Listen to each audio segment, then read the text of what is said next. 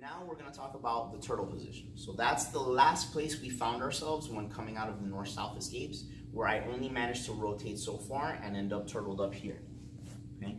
This position is going to break down into two parts. One is where my opponent chooses to stay in front of my head in what's called a front headlock position. And the second is going to be when my opponent tries to actually rotate to take my back. What you need to understand about this position is there's an immediate danger in both instances of your opponent attacking your neck. So hand fighting is going to be the most crucial element to making sure that you are safe during your process of attempting your escapes out of these positions.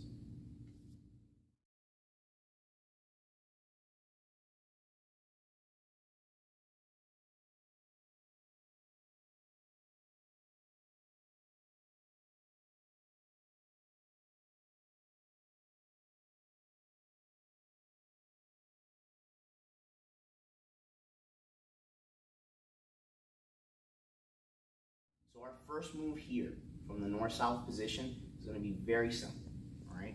I'm in this position where I arrived maybe from our last one when we escaped north-south, okay? Now, Josh arrives in the front headlock position on my turtle. First thing I need to do is account for his hands. And the hand that I always want to concentrate on more than any other is the one that is targeting my neck, so right here. Okay, I want to go 2-on-1 on the hand that's in front of my shoulder, not the one that's under my armpit. If I can, my first battle is going to be to separate his hands. Okay, and now what I would like to do is to circle my head underneath that arm and onto his bicep. Now from here, I can raise my posture and arrive at an over-under position where I have an underhook on him and he has one on me. From here, what happens doesn't really matter.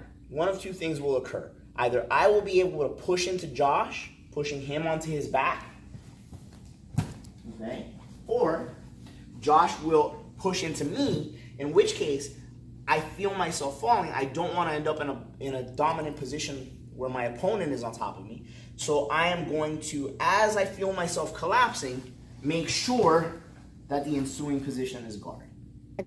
Our second option is going to be to bypass that wrestling option altogether.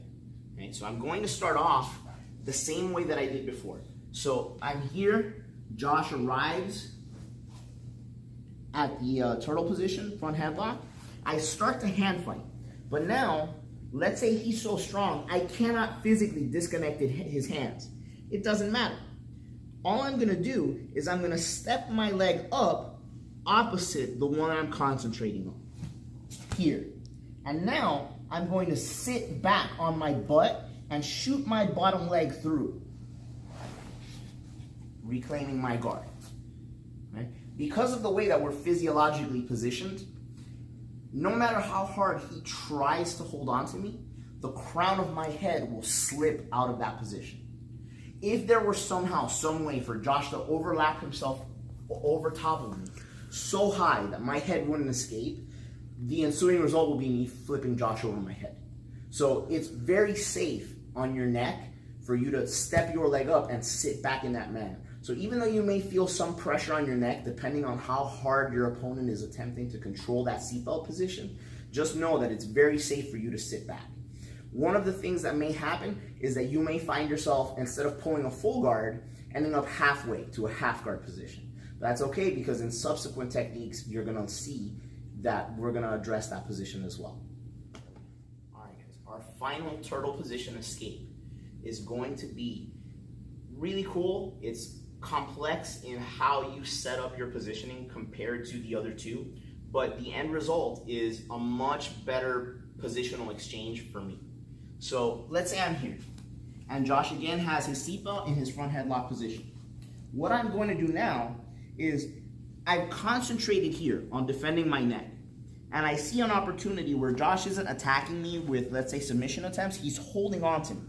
So with my opposite arm, I'm going to wrap his elbow. I'm going to try to go as far back as I can and wrap his elbow, okay? Now, on the same side that I wrap that elbow, I'm going to step my leg up and peek my head out. Now, as I slide my bottom leg through, I'm gonna look up to the ceiling. So I'm gonna slide forward and look up. That disconnects his hands and extracts me from the position. Now from here, I'm gonna continue to turn towards Josh's hips. So once I arrive at this position, all I'm gonna do is turn over onto my knees and clasp a seatbelt of my own on Josh. Okay? Not only have I effectively reversed the turtle position, but now I'm actually arriving at the subsequent position we're going to study, which is when your opponent is here on your side and he's going to attempt to take your back. All right, guys, so now we're still in the turtle position, but now things are going to get a little more dangerous. Okay? Upon arriving at the turtle position, your opponent might choose to attack you from that front headlock position where he's still in front of you. Okay? But more often than not, in Jiu-Jitsu, what we want, the ultimate goal is to get on our opponent's back. So more often than not, when you arrive at the turtle position, what you're going to encounter is your opponent immediately rotating to one of your sides and establishing a seatbelt. Now, defensively, what we need to understand here is even though he's rotating, our first priority should still be the hand fight. We want to always track the hands. And again, even though his position is changing, the dangerous arm, the one that can always potentially choke me, is going to be the one over my shoulder. So if I'm here and he's in the front headlock position, okay, and now he rotates over to the side, he's going to switch his hands, okay? But my attention always needs to be on whatever's over my shoulder. So this is the one that I will concentrate both of my hands on, okay? Just for defensive purposes, and I'm always trying to keep my chin down.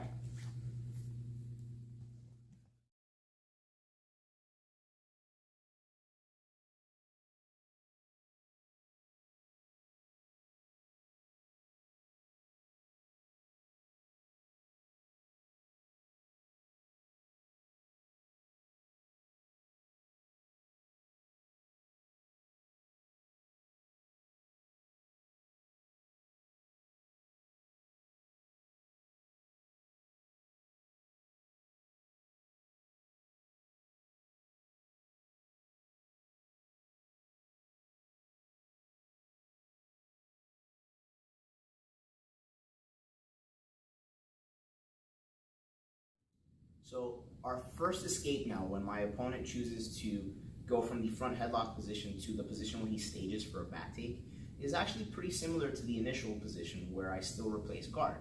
It's got all the same elements of that guard replacement. Only thing that changed is my opponent's orientation line. So our first escape here, which is our guard replacement, my opponent transitions from the front headlock, comes over to where he wants to stage his back take. I always guard my neck here. And now what I do is once I feel comfortable with my defense here on his arm, I can base this hand, okay? I'm gonna step my leg up on the same side that my opponent is to block his ability to jump over top of me. So I step my leg up to make it difficult for him to take my back.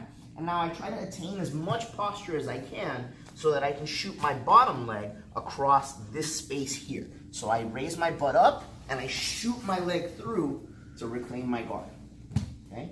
Just like the first one when he was in the front headlock, only thing different now is his orientation is more to my side. For our second move now, we're gonna use what's called a Peterson move.